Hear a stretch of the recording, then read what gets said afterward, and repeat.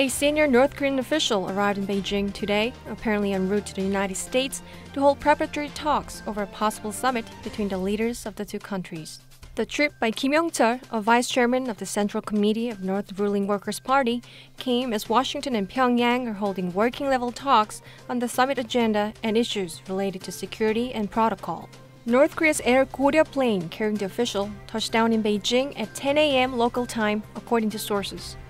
He has also been found to have booked a ticket on an Air China flight set to depart for New York at 1 p.m. tomorrow.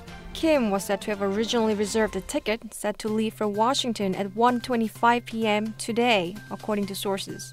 I understand that Vice Chairman Kim Yong-chul has arrived in Beijing, will hold talks with Chinese officials at the airport, and leave for the U.S. tomorrow, a source said, declining to be named. Kim, a former military spy chief, is known to be conversant with denuclearization and security issues.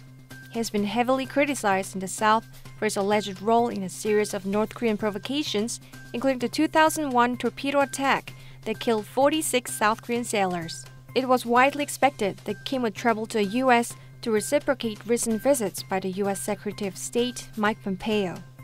The two may meet to put final touches on the preparations for the summit between U.S. President Donald Trump and North Korean leader Kim Jong-un, observers said. The high-stakes summit is expected to take place in Singapore on June 12th.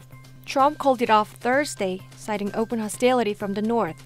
But following Pyongyang's conciliatory gesture and Seoul's mediation, Trump suggested that the summit could go ahead as planned. A major sticking point at the summit is expected to be how to denuclearize the North. Washington has called for a swift, stringent denuclearization approach to prevent the communist regime from stringing out negotiations and wringing out undue benefits.